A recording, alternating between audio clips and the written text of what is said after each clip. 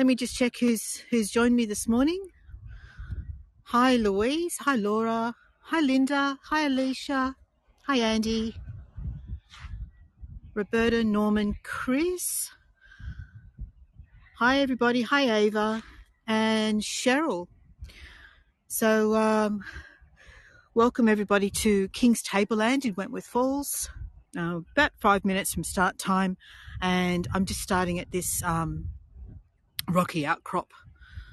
Look at the reflections here. For anyone who loves reflections, we've got this little rock pool, so you can oh, I'm sniffly this morning, it's so cold. Oh dear, hang on, got a puppy dog nose happening again. And we're going to just do a little bit of a, I don't have gloves on. I've got a hat, I've got a scarf, I've got a Arctic fleece, polar fleece jacket.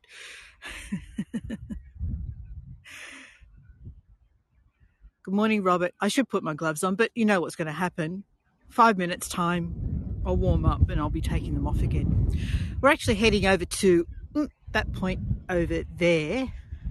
And if anyone was with me the other day when we did, was it yesterday? Gosh, time travels, time flies. When we did Lincoln Rock, or last week even when we did Lincoln's Rock, it's just over there. So we were actually looking at that cliff face from Lincoln's Rock. Morning, Lords. Good morning, Sybil. Good morning, Andre. Okay, so how we're travelling. We've got about 4 minutes till start time. So what I think I might do is just slowly make my way towards the start of the track towards the Aboriginal place.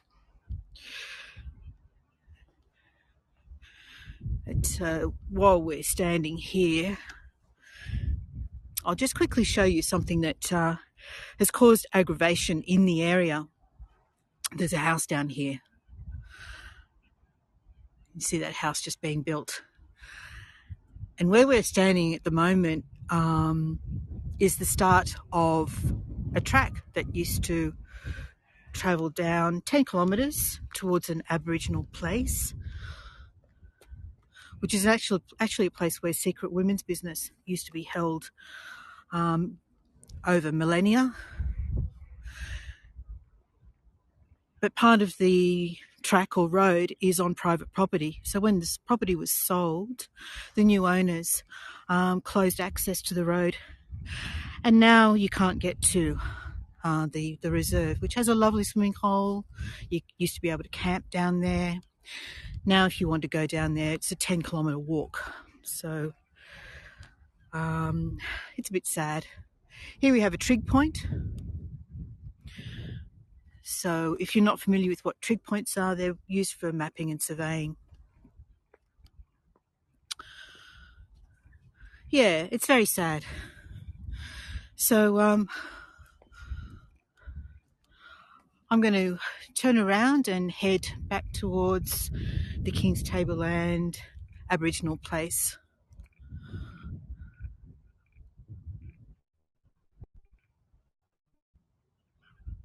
I just stopped because there were frogs.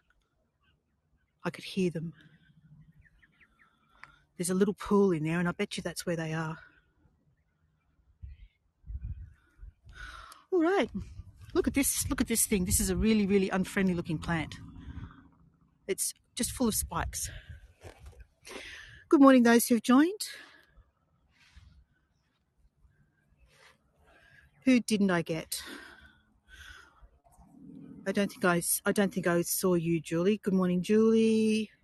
Ruth, Sue, Cynthia, Bronwyn, Joyce, and Benny. Yeah, it is. It's very sad, DT.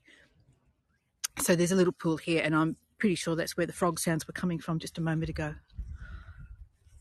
All right, I'm going to try and make my way back in this direction and head towards the Aboriginal place, which is just over there.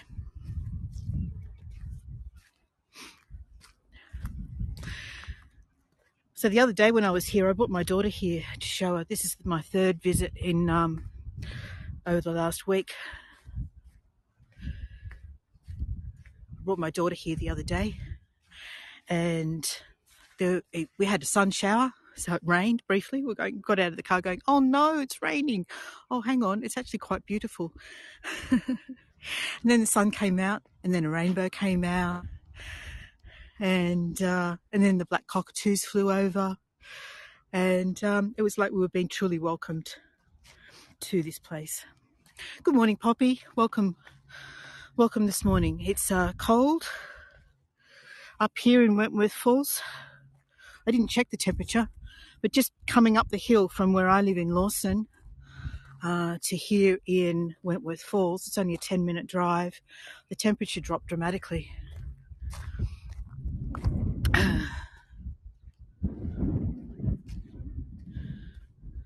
All right, so it's ticked over start time. So let me just turn the camera around. Good morning, everybody. Welcome to King's Tableland in Wentworth Falls, and we're about to just explore is not really the right word, I guess. Appreciate. We're here to appreciate this Aboriginal place this morning, and I'm guilty of over a lifetime not knowing enough about our indigenous people, and I'm really just on a late journey in my learning and knowledge myself. So I'm happy to share this journey with you. Before we begin, I do wish to acknowledge that we're meeting today on the traditional lands of the Dodulg and Gundungurra people, and pay respects to their elders, past, present and emerging, particularly as we are today very much on their lands. Okay, so let's turn around. Welcome to those who've just joined. Who have I missed? Alison, Hadrian. Yeah, hi again, Andre. I think you'll appreciate this place. Joyce, we're back in the Blue Mountains. Absolutely right. And Memphis, Paul, Stefan. Who else? Yeah, thanks for joining my journey. Hi, David, Leanne, and Marie.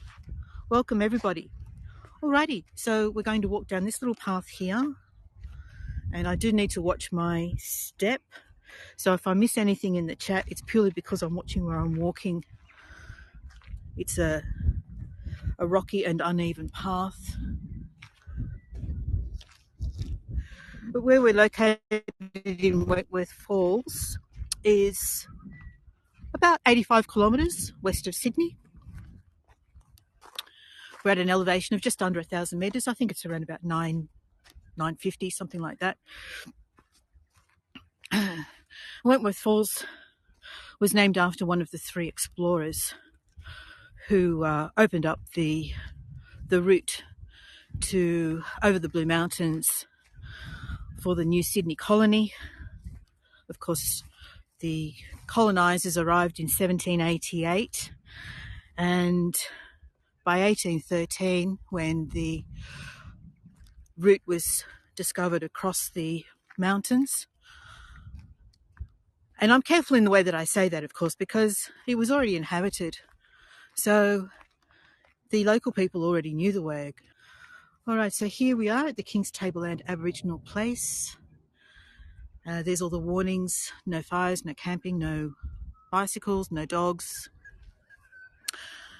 And this will show you where we're actually headed is to the grinding grooves. But I would like to take you also to the Aboriginal shelter and see if we can't find the art. I've tried a couple of times already. Sadly, it appears that it may have been either destroyed or it's faded over time. But so far we've had no luck in locating the Aboriginal art in the Aboriginal shelter. So let's have another shot today and see if we get lucky.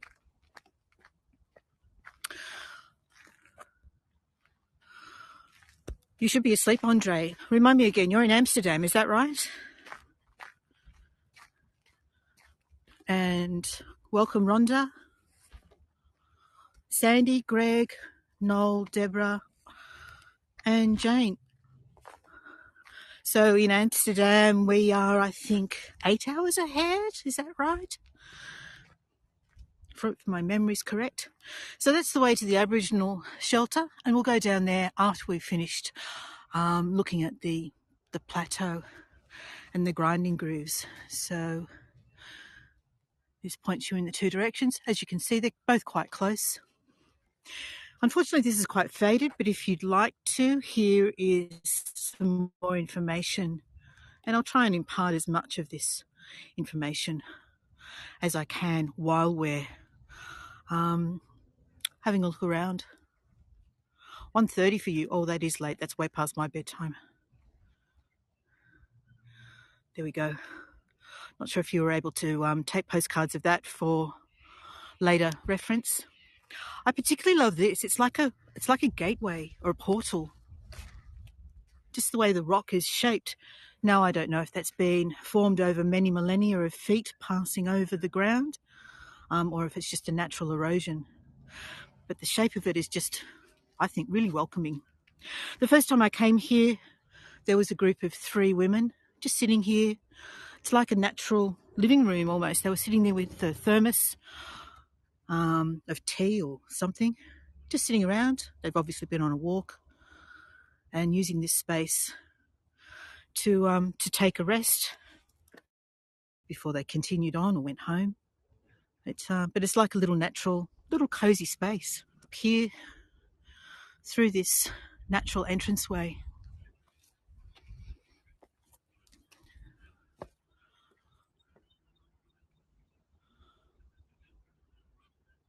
Hi, Leslie.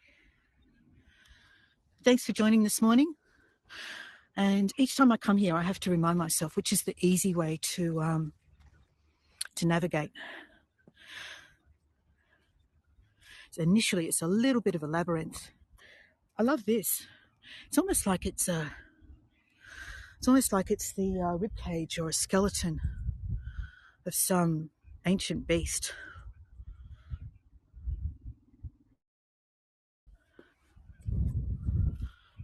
Okay, the signal will dip. Occasionally, it'll dip in and out, but I have tested it. It does come back. There might be something in them rocks that's causing interference.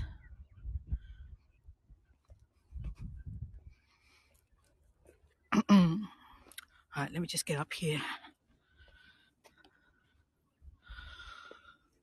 So we're going to do a circuit around the rock platform and come back via the Aboriginal artefacts. So first of all, up here in this direction, we're standing looking over the hanging swamps. There's lots of hanging swamps in the Blue Mountains. And this is how close we are to suburbia. Oh, well done, Andre. Feel free to share. Your knowledge is obviously going to be greater than mine. So that's a hanging swamp down there. Water runs off the top of the plateau and pools in the hanging swamps. I particularly love all the moss that's on this platform too. Excellent. I look forward to it. So all over the platform, there are little pools, little depressions, some obviously naturally formed, others I suspect have been dug out by humans.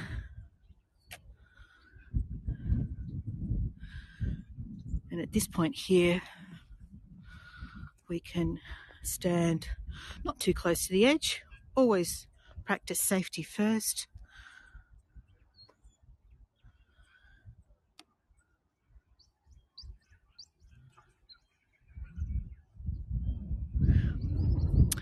Yeah, it wasn't a term that I was familiar with until I moved into the Blue Mountains either.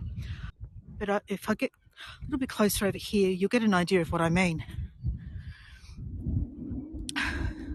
So here we are. We're at the top of the platform with one of the little rock pools that's accumulated rainwater. And then if we look over the edge here, you can see down below that's the hanging swamp.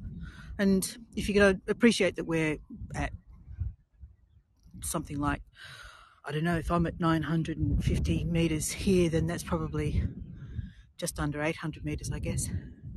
Sorry, just under 900. So the water pools in there, and I guess it's the precursor to peat swamps. I'm not sure about that. That's a guess. Hi, Colin.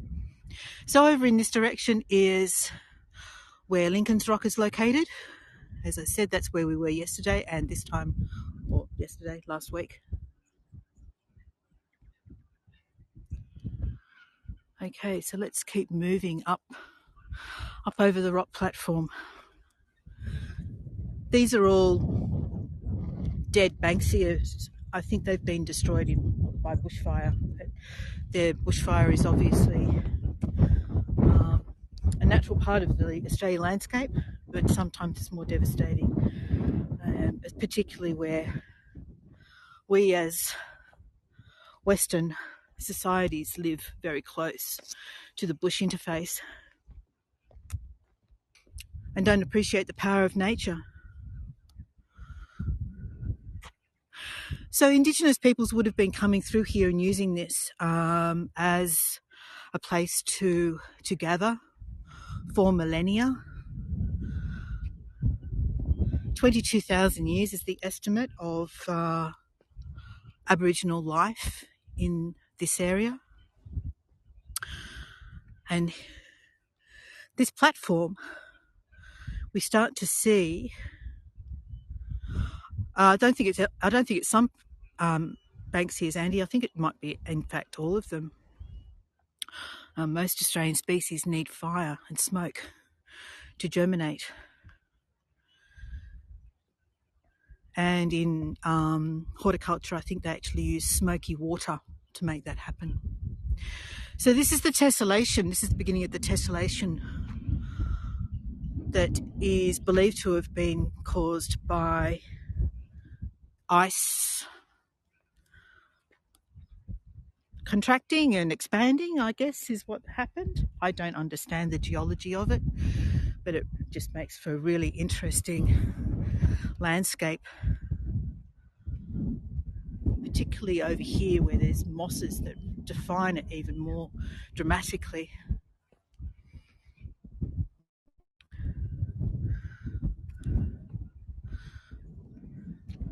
Okay, my signal's just dipped again a little bit. Let me show you, while we're walking up, I'll show you, and you can see the road that goes to the Aboriginal Reserve. It's called Inga Reserve. We used to take the kids down there. There's a beautiful swimming hole down there.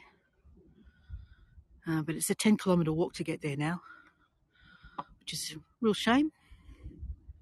It's also a wonderful place to see waratahs in the bush. So I'm hoping to find a better place to see that as the waratah season approaches, because they are truly spectacular when you see them blooming in the wild. This is the spot I wanted to show you where the moss is coming out through the tessellations. This is a lovely postcard opportunity.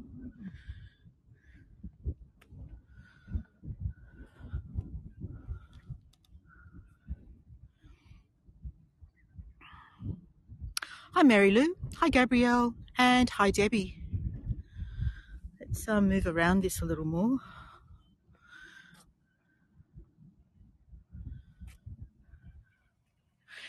Yes, it's moss. Let's get close so that you can see.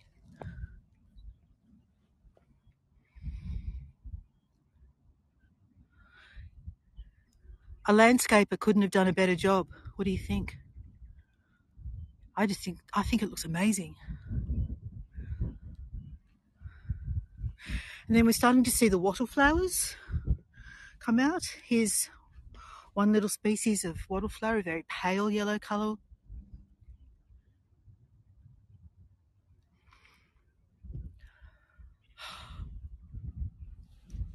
Yeah, it's only a theory, Andre, so don't know.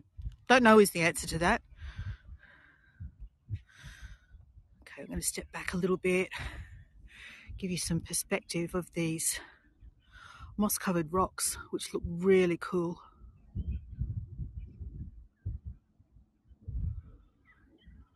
I picked up the ice theory on that board that I zoomed in on before we came up the trail. So when you get a chance, maybe just read over that and see if you glean anything from it, Andre. All right, so let's take you over to look at the view in this direction. So we're standing on King's Tableland, I think I mentioned that, which is a plateau. In fact, most of the Blue Mountains is a plateau. Mountains is a bit of a misnomer. The highest point in the Blue Mountains is just over 1,000 metres. It's mainly sandstone, laid over granite apparently millions of years ago, and most of the valleys and gorges have been formed by erosion. So from this point here, that's a currawong. Sorry, I will interrupt what I'm talking about if I hear or see an interesting bird.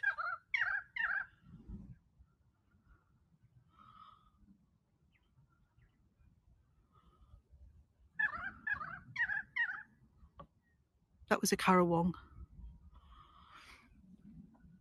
So from this point over here, you can see, you get an idea of the scope, the scale of the plateau, the King's Tableland. I'll come over here and we can look along. There's a good place to actually show you. So you're starting to see these outcrops, more rock pools, and then when I pan around to the left, hi Jody, Melissa, Jean, Katie and Paula. There's the hanging swamp again down there. And then over in that direction, about where that tower is, I'm not sure what the tower is used for. Communication, signalling of some sort. Just beyond there, there's an old sanatorium called the Queen Victoria Hospital, which was originally used as a tuberculosis hospital, and then it became a sanatorium. And now it's condemned. It's full of asbestos. No one's allowed to go anywhere near it. And it's in a really beautiful location, so that's kind of sad too. No, I'm not going to go rock hopping down here, but there's a really sort of bit of colour from Banksia. Yep. Let's go back and have a look at that Banksia. There we go. Lots of different kinds of Banksias up here on the plateau.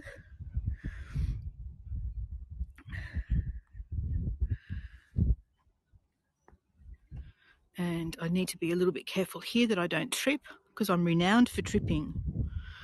And right close to the edge of a rock platform would not be an ideal place to do that. So down there, there's some sort of a, well, I call it a cave. It's not really a cave. It's just a hollowing out. There we go. Table? What did I miss, Joyce?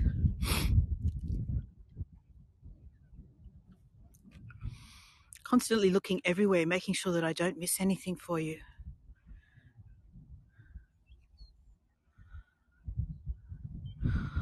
Hi Melinda, hi Debbie.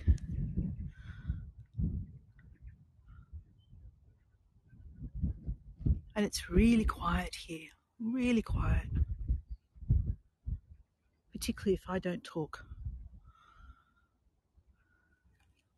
I'm going to take you down over there, but which was the best way to do that? I think it was over here. Ah yes, here we go. I do need to scramble through between the she oaks here. The she oaks, of course, provide the seed pods that the cockatoos love.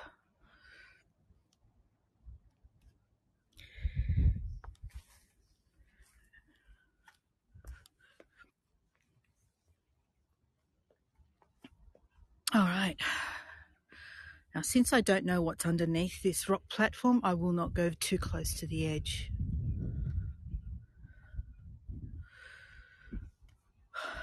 I don't think people know about this place, Alison. Like, all the tourist buses go just across the road to Lincoln Rock. And look at this place, it's so close.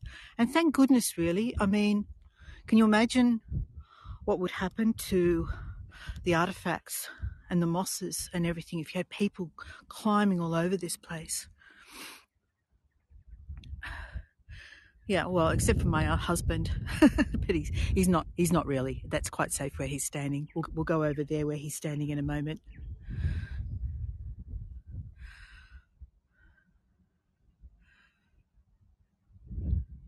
It's a bit nippy, Noel.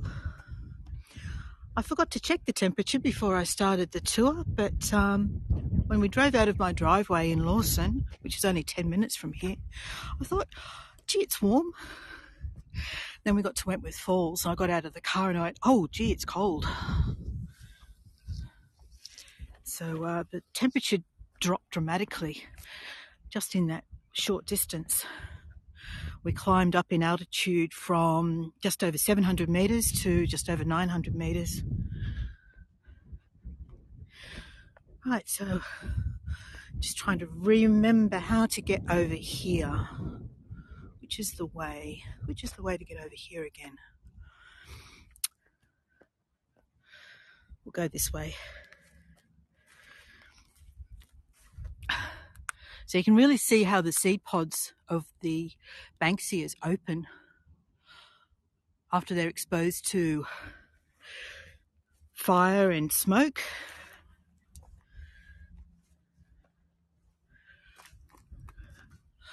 The reason I'm sort of so determined to come over here is that there's a really interesting rock formation that actually looks like a planter. Ah, here it is. It's very cool.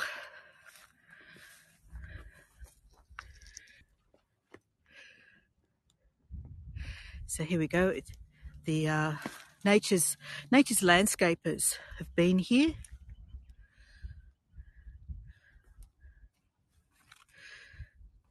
And there's actually, from what I can tell, there's around 3 different species of plants tucked in that little hole. Nature's planter box.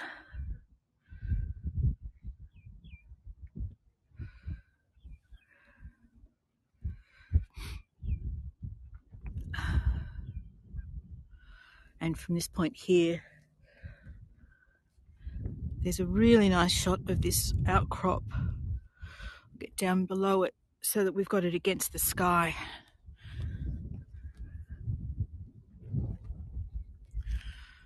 Where are we? Round about here is a good spot for it. If we get down like this.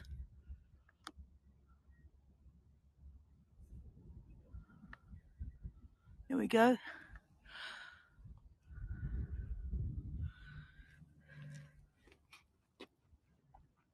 Excuse my snuffling. Sorry. It's that early morning nose.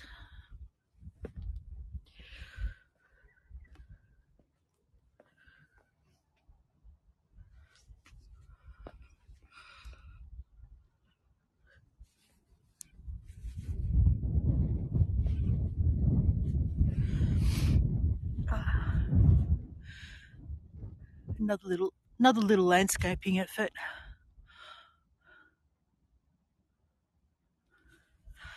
All right, so let's go and have a look at the grinding grooves.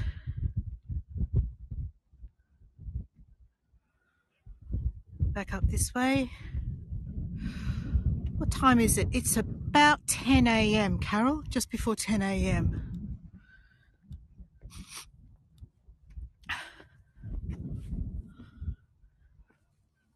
Look at these gorgeous little plants, really bright red, the foliage.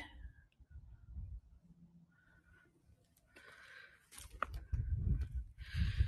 just barrel through here, try and make as little impact on the plants in the ground as I can.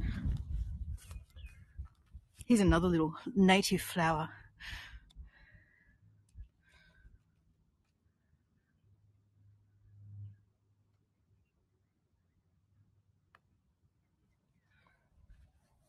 Thanks, Jane.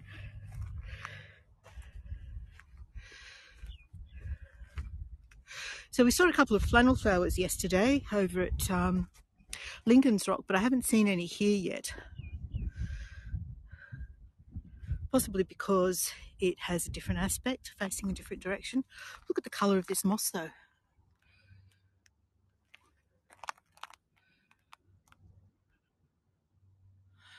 And once again, the vegetation up here on the plateau, because of the impact of exposure to the weather and the elements, there's no big trees. It's all scrub, stunted. Here's this moss one last time before we move on to the grinding grooves.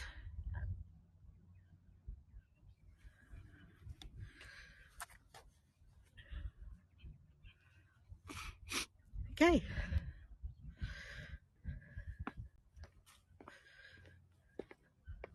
So while Blaxland, Wentworth and Lawson were trying to find their way across the Blue Mountains, the clanspeople of the Gundungurra would have been sitting here keeping an eye on their progress and trying to determine what their intentions were. By all accounts, no meaningful contact was made between the two groups. And you have to wonder whether things would have been very different had contact been made.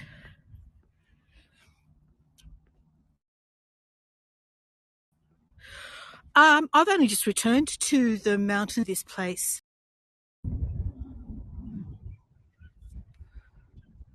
Oh no.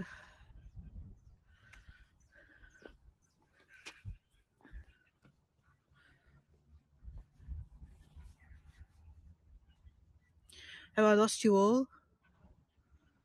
Lost sound?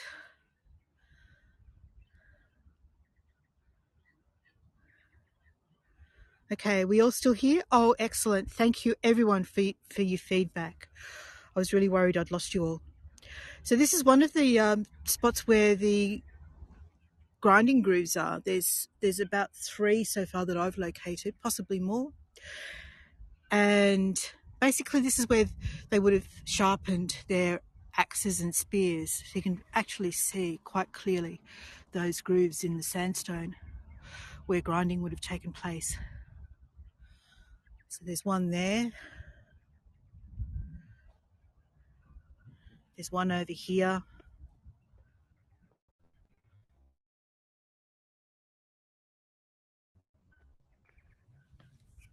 Oh, I'm very happy. Damn it. All right, I'll just keep moving. Just keep moving and hopefully it'll come back. Keep moving. Keep moving. Keep talking to you. Keep looking for feedback from you, hoping that you'll give me feedback, that we're still here. We're still here? We're all back? Excellent. Because I just found another set of grinding grooves here. We'll take our chances with the cave. As I said, I have tested the signal, but it is a bit hit and miss. We'll head down there though and see what we can find.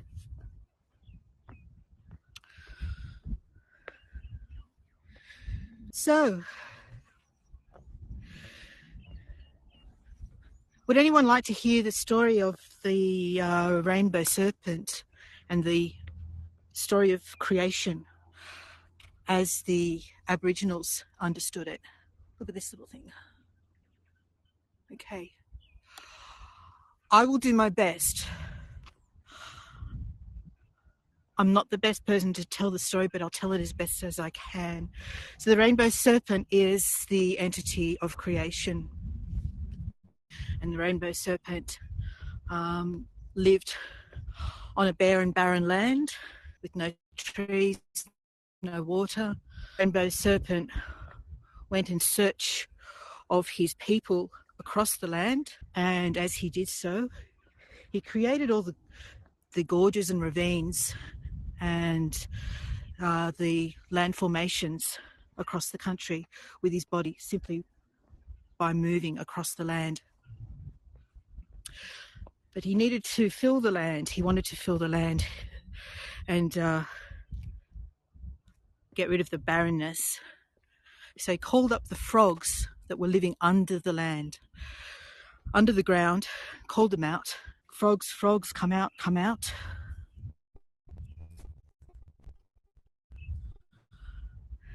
And the frogs were full of water, and he called upon them to purge the water from the rivers and the creeks and the lakes. And once the rivers and creeks and lakes were filled with water, the trees began to grow and the land began to turn green. It's the best that I can tell you. That's where it all starts. Okay, let's head down to this cave. I'm sorry I'm not a great storyteller, but it's an interesting one. And if you'd like to know more, there is a website, and I believe it's dreamtime.net.au, something along those lines, which you could search and look up more of that story of the rainbow serpent. Okay, so we've left the King's Tableland Aboriginal place. Does anybody want me to... Oh no, Sandy, you've got a black screen? So here's where it says that the unusual tessellated pavement may be the result of peri-glacial activity some 15,000 to 35,000 years ago. If that helps anyone with the puzzle of the tessellations. All right, I'm going to keep moving, and we're going to keep our fingers crossed that our signal returns. And of course, if this tour proves too difficult, what I may end up doing is coming back and recording it, make it available to you as a recording at some point, because I think it's definitely a tour that's worth seeing and knowing and understanding. Oh, everybody